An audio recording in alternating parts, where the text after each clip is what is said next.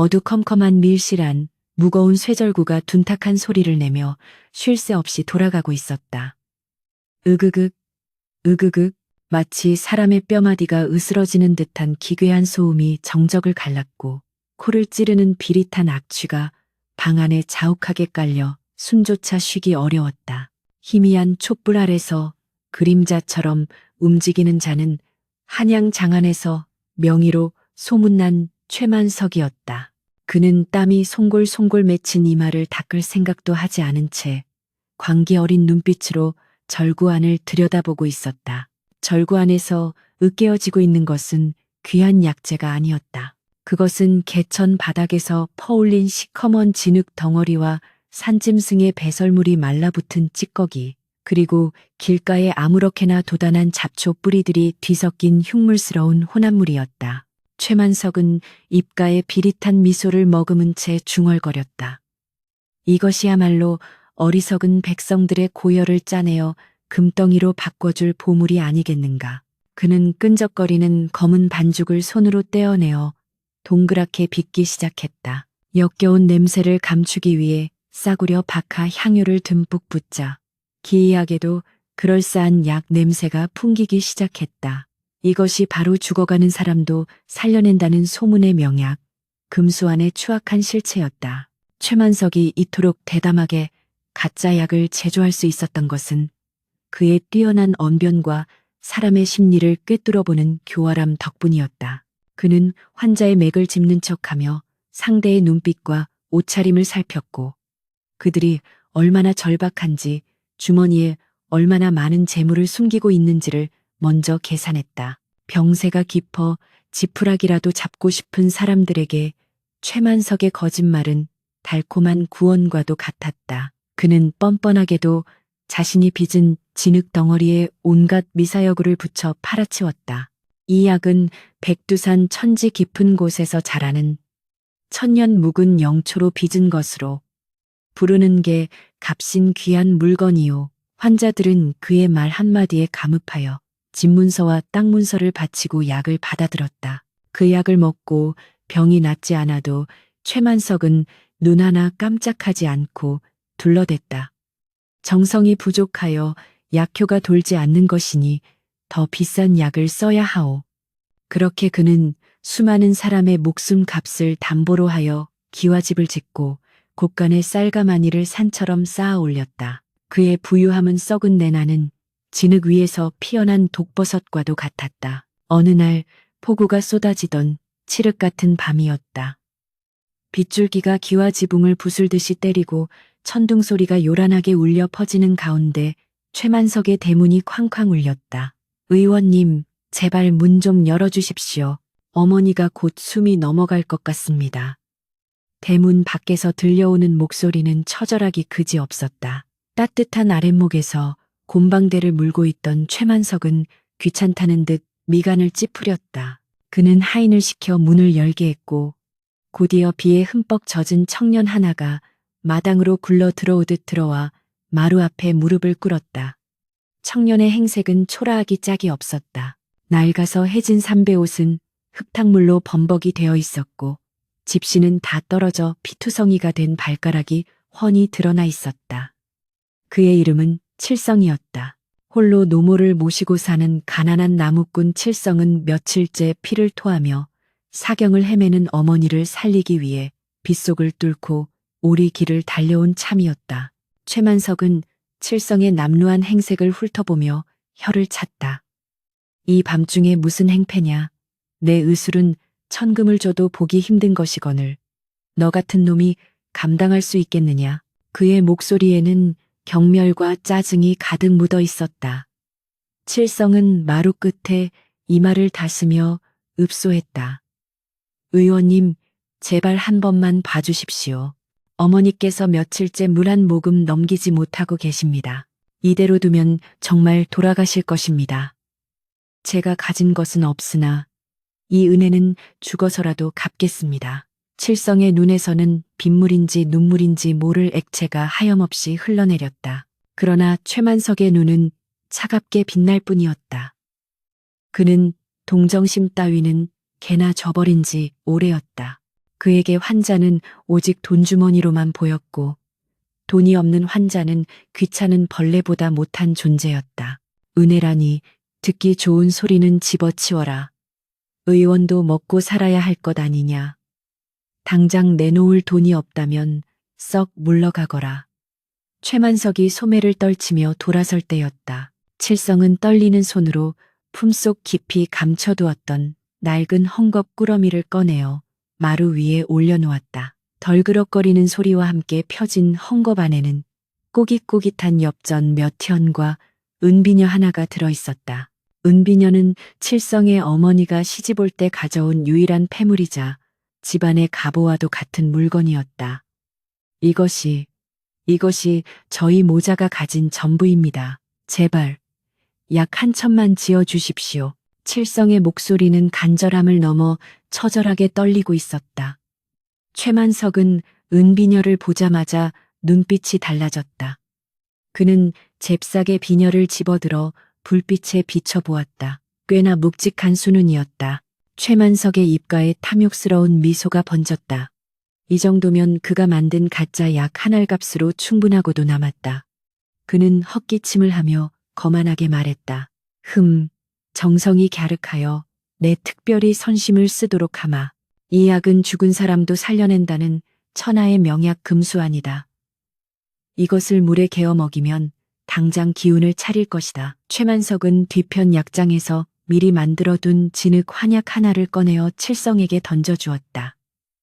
그것은 며칠 전 뒷산 무덤과 흙으로 빚은 최악의 가짜 약이었다. 칠성은 마치 부처님의 살이라도 받은 양 떨리는 두 손으로 약을 받아들고 감격에 겨워 어쩔 줄 몰라 했다. 감사합니다, 의원님, 정말 감사합니다.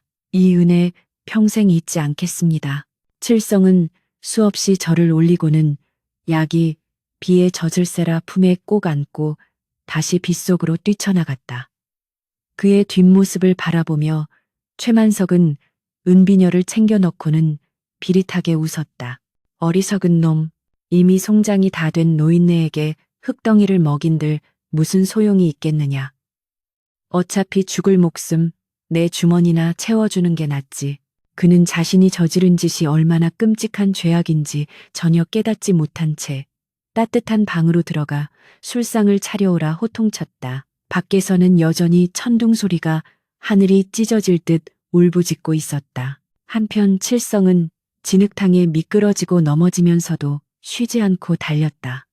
품속에 든 약이 혹시라도 깨질까봐 가슴을 움켜쥔 채 숨이 턱 끝까지 차올라도 멈출 수 없었다. 빗줄기는 점점 더 거세져 한 치 앞도 분간하기 힘들었지만 어머니를 살릴 수 있다는 희망 하나가 그의 발걸음을 재촉했다. 마침내 다 쓰러져가는 초가집에 도착한 칠성은 방문을 박차고 들어갔다. 방 안은 냉기로 가득 차 있었고 윗목에 누워있는 노모의 숨소리는 가냘픈 풀벌레 소리처럼 끊어질 듯 위태로웠다. 어머니, 제가 약을 구해왔습니다. 한양 제일가는 명의가 지어준 약입니다. 이것만 드시면 금방 털고 일어나실 거예요.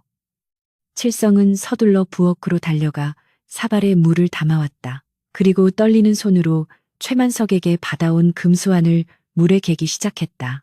하지만 물에 풀어진 약에서는 어딘가 역겨운 흙냄새가 올라왔다. 칠성은 잠시 고개를 갸웃거렸지만 명의가 지어준 약이니 을의 귀한 약재 냄새려냐고 의심을 지워버렸다. 그는 숟가락으로 걸쭉한 검은 물을 떠서 어머니의 입에 흘려 넣었다. 어머니, 어서 삼키세요. 제발요. 의식이 혼미한 노모는 아들이 넣어주는 것을 힘겹게 받아넘겼다. 그러나 약이 목구멍을 넘어가는 순간 노모의 눈이 휘둥그레지더니 갑자기 격렬하게 몸을 비틀기 시작했다. 노모는 숨이 막히는 듯 괴로운 소리를 내며 가슴을 쥐어뜯었다. 진흙과 잡초 뿌리가 뒤섞인 거친 찌꺼기들이 식도를 막고 위장을 뒤틀어 놓은 것이었다. 칠성은 기겁하여 어머니의 등을 두드렸지만 노모의 얼굴은 점점 검푸르게 변해갔다. 어머니, 왜 그러세요? 어머니, 칠성의 절규가 좁은 방 안을 가득 메웠다. 노무는 고통스러운 표정으로 허공을 허우적대다가 이내 툭 하고 팔을 떨구었다. 거칠게 몰아쉬던 숨소리가 뚝 끊어지고 방 안에는 빗소리만이 끔찍한 정막을 채웠다. 칠성은 믿을 수 없는 현실 앞에 멍하니 어머니의 얼굴을 바라보았다. 방금 전까지 희미하게 남아 붙어있던 온기가 싸늘하게 식어가고 있었다. 그가 전 재산을 바쳐 구해온 약은 생명의 명약이 아니라 어머니의 목숨을 끊어놓은 독약이나 다름없었다. 칠성은 어머니의 입가에 묻은 검은 찌꺼기를 손으로 닦아내며 짐승처럼 울부짖었다. 으아악, 안 돼, 어머니, 이렇게 가시면 안 됩니다.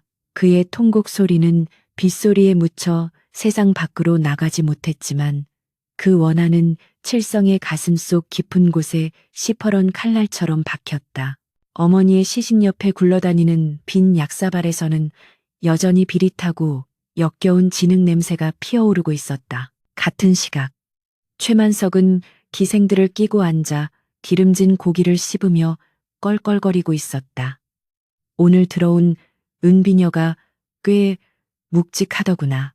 내일은 저작거리에 나가 비단이라도 한 필 끊어야겠다. 창밖에서 번개가 번쩍이며 방안을 대낮처럼 비추었다.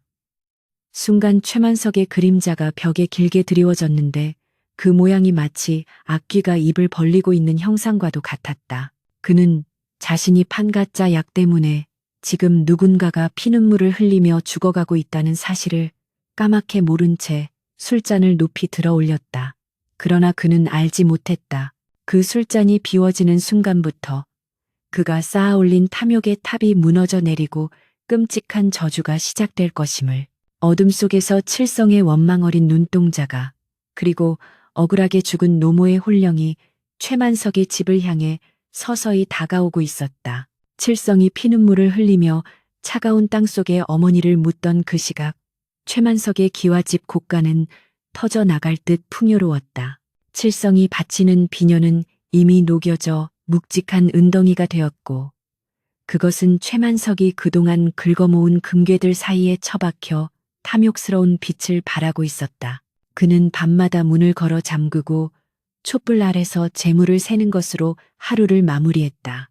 엽전 꾸러미가 부딪히는 짤랑거리는 소리는 그에게 있어 세상 그 어떤 음악보다 감미로웠으며 비단 주머니의 매끄러운 감촉은 여인의 살결보다 더 황홀했다. 마을 사람들 사이에서 흉흉한 소문이 돌기 시작했지만 최만석은 아랑곳하지 않았다. 누군가 죽어나가든 말든 자신의 배가 부르고 등 따스우면 그만이었다. 그는 거울 속에 비친 자신의 기름진 얼굴을 보며 흡족한 미소를 지었다. 세상은 돈 있는 자의 것이며 양심 따위는 가난한 자들의 핑계일 뿐이라고 그는 굳게 믿고 있었다. 그러나 그 견고해 보이던 탐욕의 성벽에 보이지 않는 균열이 생기기 시작한 것은 칠성이 다녀간 지 사흘이 지난 어느 깊은 밤이었다. 그날 밤도 최만석은 여느 때와 다름없이 장부를 정리하고 있었다. 붓을 놀려 먹물을 찍으려던 순간 오른쪽 손등이 따끔거리며 기분 나쁜 가려움이 느껴졌다. 처음에는 모기에 물렸거니 생각하고 무심코 긁었다. 하지만 손톱이 피부를 긁고 지나가도 시원하기는커녕 마치 불에 달군 바늘로 찌르는 듯한 통증이 뒤따랐다. 미간을 찌푸린 최만석은 촛불을 가까이 끌어당겨 손등을 비춰보았다. 그리고 그 순간 그의 눈동자가 흔들렸다. 엄지손가락만한 크기의 검붉은 반점이 살깨 위에 피어올라 있었기 때문이었다. 그것은 단순한 멍이나 벌레 물린 자국이 아니었다. 마치 먹물을 쏟아부은 듯 칠흑같이 어두웠고 가장자리는 썩은 고목나무 껍질처럼 우둘투둘하게 일어나 있었다. 기이하게도 그 반점의 모양은 누군가가 원망 섞인 눈으로 노려보는 눈동자의 형상을 하고 있었다. 최만석은 침을 뱉어 손가락으로 문질러 보았으나 반점은 지워지지 않고 오히려 살 속 깊이 뿌리 박힌 듯 꿈쩍도 하지 않았다. 불길한 예감에 최만석은 서둘러 물동이를 가져와 손을 씻었다. 찬물에 손을 담그자 화끈거리던 열기가 조금 가라앉는 듯 했으나 물기 속에서 반점은 더욱 선명하고 흉측하게 도드라져 보였다. 이게 도대체 무슨 조화란 말인가. 내 평생 수만 가지 병을 보았으되 이런 증상은 듣도 보도 못했다. 그는 중얼거리며 자신의 의서를 뒤적거려 보았지만 그 어디에도 이런 괴상한 병에 대한 기록은 없었다. 밤이 깊어갈수록 가려움증은 손등을 넘어 팔뚝으로 어깨로 기어오르기 시작했다. 벅벅 긁을 때마다 하얀 각질이 눈처럼 떨어져 내렸고 긁은 자리에서는 맑은 진물 대신 검은 피고름이 배어 나왔다. 최만석은 참을 수 없는 고통에 신음하며 방바닥을 굴러야 했다. 천하의 명이라 자부하던 그였지만 정작 자신의 몸에 닥친 재앙 앞에서는 속수무책이었다. 그는 하인을 부르려다 멈칫했다. 자신의 흉측한 몰골이 소문이라도 난다면 환자들이 끊길 것이 뻔했기 때문이다. 날이 밝자마자 최만석은 긴 소매로 손을 칭칭 감아 반점을 숨겼다. 그러나 고통은 숨길 수 없었다. 밥상을 받았으나 숟가락을 핑 수 없을 정도로 손이 부어올랐고 온몸에서 풍기는 정체불명의 비릿한 냄새 때문에 식욕조차 뚝 떨어졌다. 그의 아내가 코를 킁킁거리며 물었다. 여보, 어디서 쥐가 죽어 썩는 냄새가 나지 않소? 당신 몸에서 나는 것 같은데. 최만석은 화들짝 놀라며 버럭 소리를 질렀다. 무슨 망발이냐. 내가 며칠 동안 약초를 다루느라 약냄새가 배어서 그런 것이다. 썩 물러가지 않고 뭐하느냐. 아내를 내쫓은 그는 떨리는 손으로 방문을 걸어 잠갔다. 거울을 보니 목덜미까지 검은 반점이 번져 있었고 그 모양은 마치 누군가의 손자국이 목을 조르는 듯했다. 공포가 엄습했다. 그는 자신이 만든 약들을 닥치는 대로 꺼내어 먹어보았지만 아무런 소용이 없었다. 오히려 약을 먹을 때마다 뱃속이 뒤틀리고 구토가 치밀어 올랐다. 급기야 최만석의 시선은 구석에 처박아 둔 항아리로 향했다. 그것은 자신이 사람들을 속여 팔아먹던 가짜 만병통치약, 금수환이 들어있는 항아리였다. 진흙과 잡초 뿌리로 만든 그 쓰레기 같은 것을 자신이 먹어야 한다는 사실에 자존심이 상했지만 지금은 찬밥 더운 밥 가릴 처지가 아니었다. 그래, 비록 가짜라 해도 박하 향유와 감초가 조금은 들어갔으니 진통 효과는 있겠지.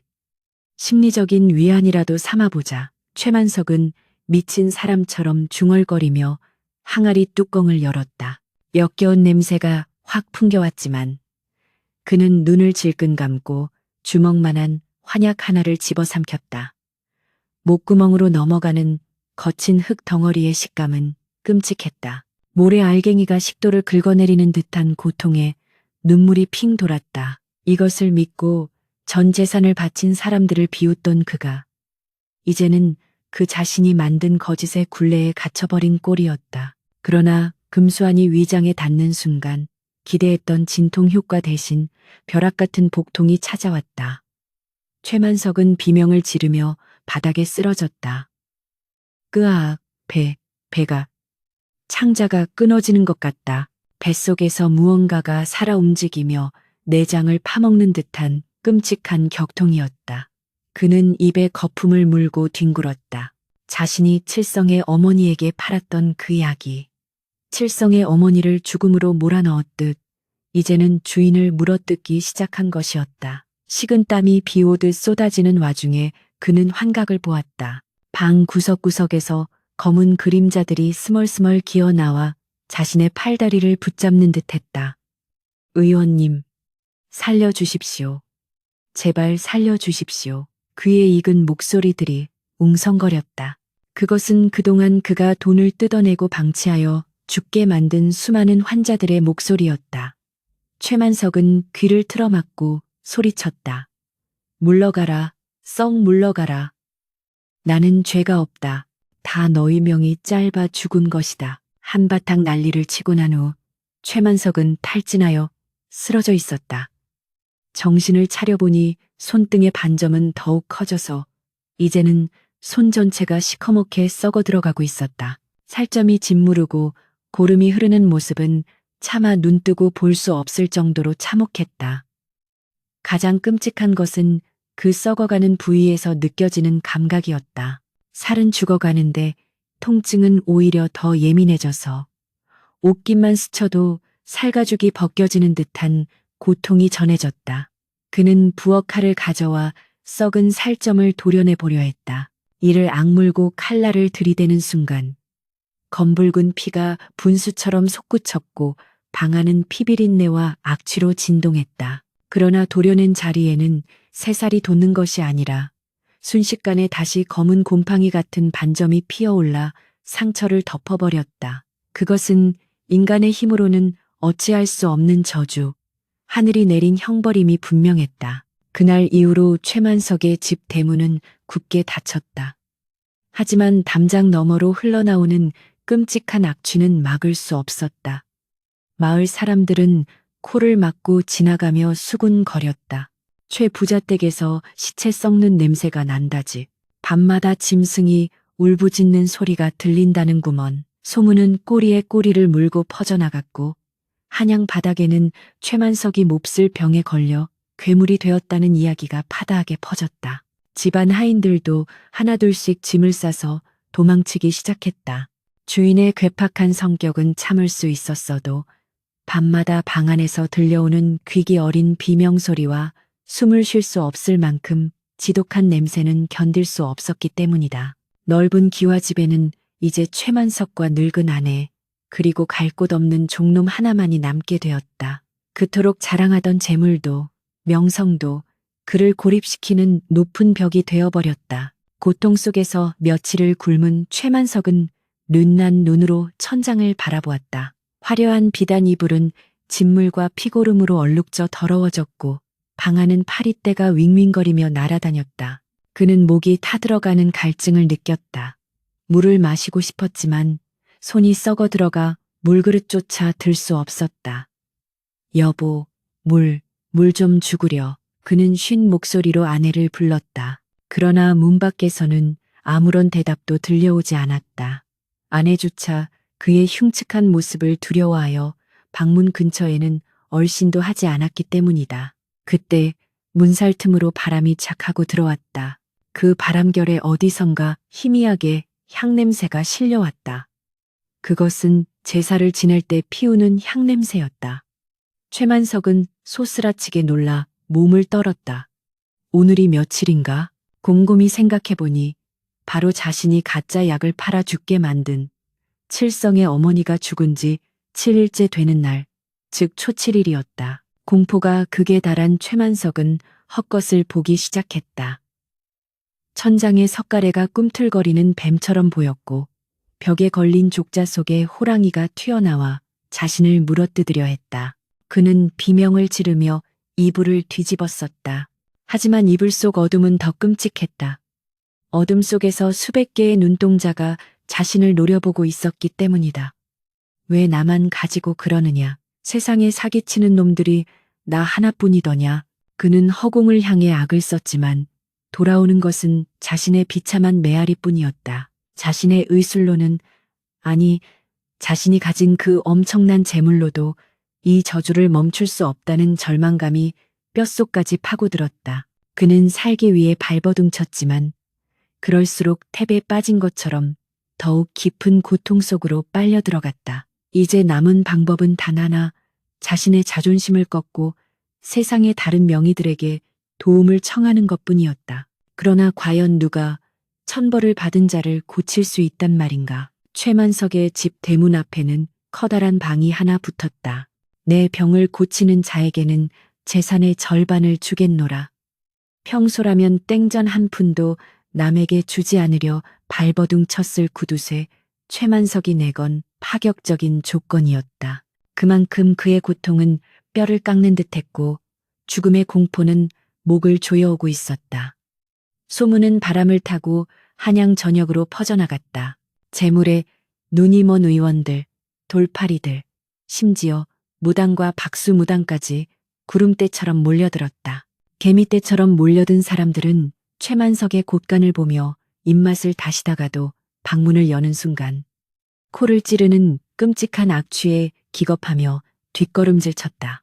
방 안에서 풍겨 나오는 냄새는 단순히 살이 썩는 냄새가 아니었다.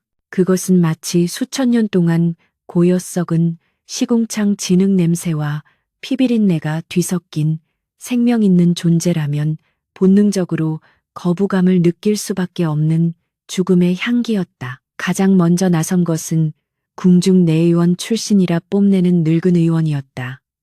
그는 코를 틀어막은 채 거만하게 방으로 들어서며 말했다. 내 평생 수만 가지 병을 다루었소. 왕실의 옥체도 살핀 몸이니 이런 피부병 따위는 식은 죽먹기지. 그는 비단 수건을 꺼내 최만석의 손목에 덮고 맥을 짚었다. 그러나 맥을 짚던 의원의 미간이 점점 좁혀지더니 이내 흑빛으로 변해갔다. 최만석의 맥박은 살아있는 사람의 것이라고는 믿기 힘들 정도로 불규칙했다. 마치 진흙 속에서 꿈틀거리는 지렁이처럼 맥이 뛰다가 뚝 끊어지고 다시 미친 듯이 요동치기를 반복했다. 의원은 식은땀을 흘리며 최만석의 환부를 덮은 이불을 조심스레 걷어냈다. 그리고 그 순간 그는 히익 하는 단말마와 함께 뒤로 넘어지고 말았다. 최만석의 몸은 이미 사람의 형상이 아니었다. 검은 반점들이 서로 엉겨붙어 거대한 딱지처럼 온몸을 뒤덮고 있었는데 더 끔찍한 것은 그 딱지 틈새로 시커먼 진물이 흘러나오고 있다는 점이었다. 게다가 자세히 들여다보니 그 검은 반점들은 가만히 있는 것이 아니라 살가죽 아래서 스물스물 움직이고 있었다. 마치 수만 마리의 검은 벌레들이 피부 밑을 파고 다니는 듯한 광경이었다. 늙은 의원은 공포에 질려 뒷걸음질 치며 소리쳤다.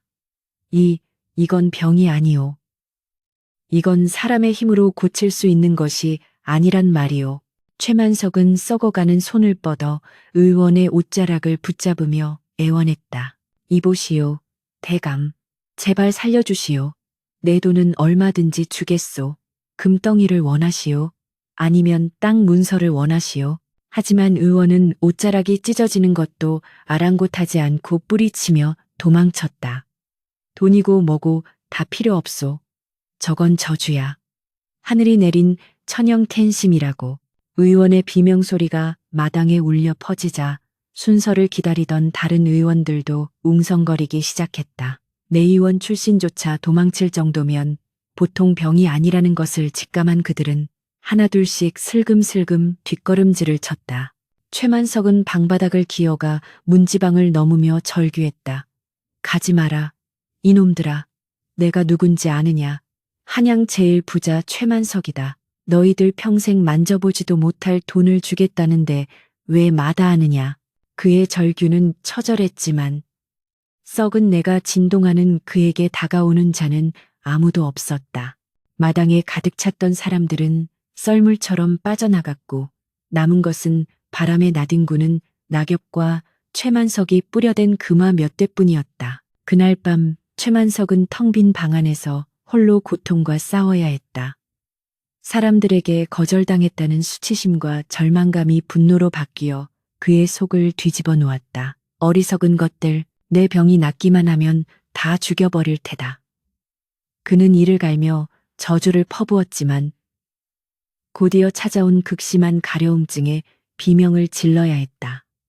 손톱이 다 빠져버려 긁을 수도 없게 되자 그는 벤숟가락을 가져와 벅벅 긁어대기 시작했다. 쇠가 뼈에 닿아 드르륵거리는 소리가 날 때까지 긁어댔지만 가려움은 뼛속 깊은 곳에서부터 솟아올라 그를 미치게 만들었다. 긁어낸 자리에서는 검은 피가 솟구쳤고 그 피는 바닥에 떨어져 지글거리는 소리를 내며 장판을 태웠다. 고통에 몸부림치던 최만석의 귀에 기이한 소리가 들리기 시작한 것은 자정이 넘어서였다. 으그극, 으그극. 어디선가 절구 긋는 소리가 들려왔다. 그것은 그가 밤마다 가짜 약을 만들기 위해 진흙과 잡초를 빻던 바로 그 소리였다. 최만석은 소스라치게 놀라 주위를 둘러보았다. 누구냐? 누가 거기 있느냐? 그러나 방 안에는 아무도 없었다. 촛불만이 일렁이며 그의 그림자를 괴물처럼 벽에 투영하고 있을 뿐이었다. 소리는 점점 더 커져서 이제는 귓가에 대고 있는 듯 쾅쾅 울렸다. 그리고 그 소음 사이로 희미한 곡소리가 섞여 들어왔다. 의원님, 배가 아파요. 약을 먹었는데 왜 더 아픈가요? 아이의 울음소리, 노인의 신음소리, 여인의 비명소리가 뒤섞여 합창처럼 울려 퍼졌다. 최만석은 귀를 틀어막고 이불 속으로 파고들었다. 아니야, 나는 잘못 없어. 나는 약을 팔았을 뿐이야. 너희들이 운이 없어 죽은 거지 내 탓이 아니란 말이다. 하지만 환청은 멈추지 않고 더욱 또렷해졌다. 급기야 벽과 천장에서 검은 물이 뚝뚝 떨어지기 시작했다. 그 물방울 하나하나가 사람의 얼굴 형상을 하고 있었다. 칠성의 어머니, 지난달에 죽은 김대감 댁며느리, 작년에 죽은 떡집 아이. 그가 가짜 약을 팔아 죽음에 이르게 한 원혼들이 빗방울처럼 쏟아져 내렸다. 원혼들은 입을 쩍 벌리고 최만석을 향해 다가왔다. 네가 준 진흙을 돌려주마. 네가 준 독초를 돌려주마. 그들은 최만석의 썩어가는 살점을 뜯어먹으려는 듯 달려들었다. 공포에 질린 최만석은 방구석에 처박혀 덜덜 떨었다. 그때 문득 자신의 손등에 난 반점이 눈에 들어왔다. 놀랍게도 그 반점의 질감은 그가 만들던 금수안의 진흙 반죽과 똑같았다. 끈적거리고 축축하며 역겨운 냄새가 나는 검은 진흙. 그는 그제야 소름 끼치는 깨달음을 얻었다. 자신의 몸이 흙으로 변해가고 있는 것이었다. 남들을 속여 팔아먹던 그 더러운 진흙이 이제는 주인의 몸을 잠식하여 흙덩어리로 되돌려 보내려 하고 있었다. 이럴 수가, 내 살이 흙이 된다고? 최만석은 자신의 팔을 문질러 보았다. 그러자 살점이 뚝 떨어져 나가면서 부스러기 흙처럼 바스라졌다. 뼈가 드러난 자리에는 붉은 피 대신 검은 흙탕물이 고여 있었다. 그는 미친 듯이 웃기 시작했다. 크흐흐, 흐흐흐. 내가 흙장난을 너무 좋아했나 보구나. 금을 모으려고 흙을 팔았는데 이제 내가 흙이 되어 금 속에 파묻히게 생겼어. 광기가 그의 이성을 집어삼켰다. 그는 비틀거리는 몸을 일으켜 벽장 문을 열었다. 그곳에는 그가 평생 모은 금은 보화가 가득 차 있었다. 그는 금괴를 꺼내어 품에 안고 볼을 비볐다. 차갑고 딱딱한 금속의 감촉만이 그에게 유일한 위안이었다. 하지만 썩어가는 살이 금괴에 닿자 금괴마저 검게 변색되기 시작했다. 그가 만지는 모든 것이 부패하고 오염되었다. 세상에서 가장 귀한 재물도 그의 저주받은 손길 앞에서는 아무런 힘을 쓰지 못했다. 그때 밖에서 인기척이 들렸다. 최만석은 금괴를 뺏기지 않으려 황급히 옷 속에 감추며 소리쳤다. 걔 누구냐? 내 돈을 훔치러 온 도둑놈이냐?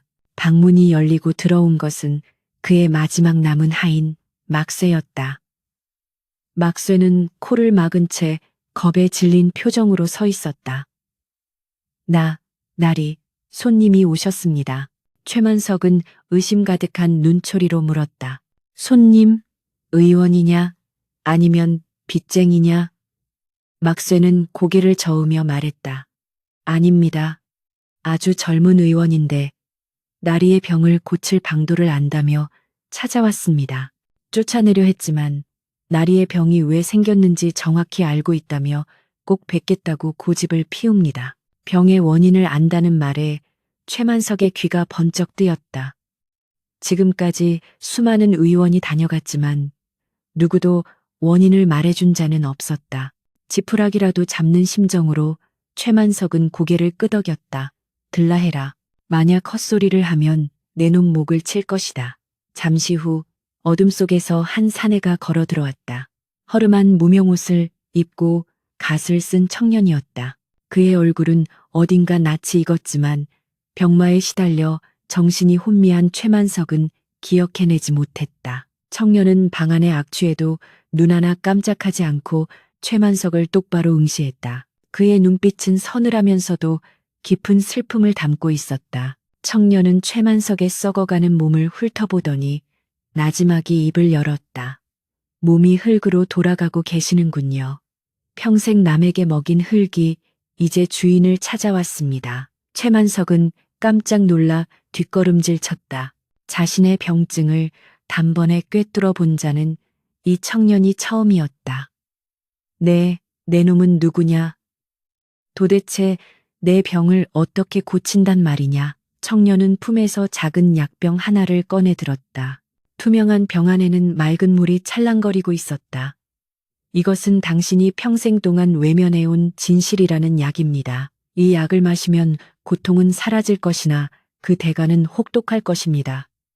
그래도 드시겠습니까? 최만석은 약병을 보자마자 이성을 잃고 달려들었다.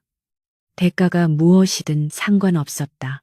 당장 이 끔찍한 고통과 가려움에서 벗어날 수만 있다면 악마에게 영혼이라도 팔 수 있었다. 내놓아라. 어서 내놓아. 돈은 달라는 대로 주겠다. 그가 덤벼들어 약병을 낚아채려 하자 청년은 슬쩍 몸을 피했다. 그리고 차가운 목소리로 말했다. 돈은 필요 없습니다. 다만 이 약을 드시기 전에 한 가지 묻겠습니다. 당신이 지난달 비 오는 밤 가짜 약을 팔아 죽게 만든 노모를 기억하십니까? 그 말에 최만석의 동작이 딱 멈췄다.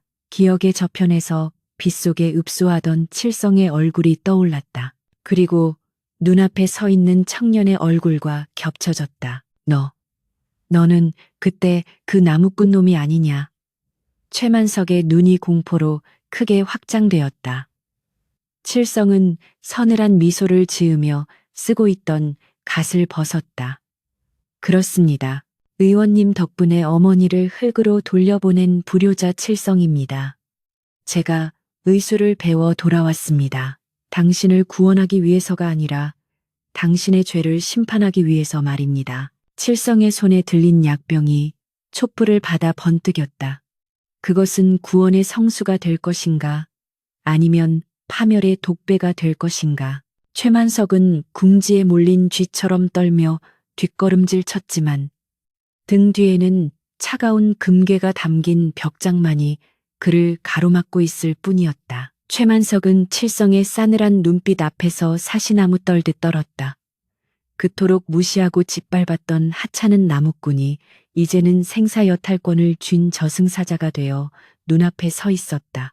최만석은 바닥을 기어가 칠성의 바짓가랑이를 붙잡았다. 썩어 문드러진 손에서 흐르는 고름이 칠성의 낡은 무명옷을 더럽혔지만 칠성은 미동도 하지 않았다. 칠성아. 아니, 의원님, 내가 잘못했다. 내 눈이 멀어 너를 알아보지 못했구나. 살려만 다오. 내 전 재산을 주마. 아니, 이 집문서와 땅 문서까지 모조리 내게 넘기마. 최만석의 목소리는 비굴하기 짝이 없었다. 한양 바닥을 호령하던 거만함은 온데간데 없고 오직 살고자 하는 본능만이 남은 짐승의 울음소리였다. 칠성은 혐오스러운 벌레를 보듯 최만석을 내려다보았다. 그는 천천히 뒷걸음질 쳐 옷자락을 빼냈다. 재물이라. 당신에게는 사람의 목숨보다 그깟 금부치가 더 중하겠지요. 하지만 죽은 사람은 금으로 만든 관에 들어간들 다시 숨을 쉬지 않습니다. 칠성은 손에 든 약병을 방바닥에 쏟아버렸다. 맑은 물이 바닥에 고이자 최만석은 아까워 어쩔 줄 모르며 혀로 그 물을 핥으려 들었다. 그 모습을 본 칠성이 차갑게 비웃었다. 그것은 그저 맹물입니다. 당신의 더러운 욕심을 씻어내기엔 턱없이 부족한 평범한 우물물이지요.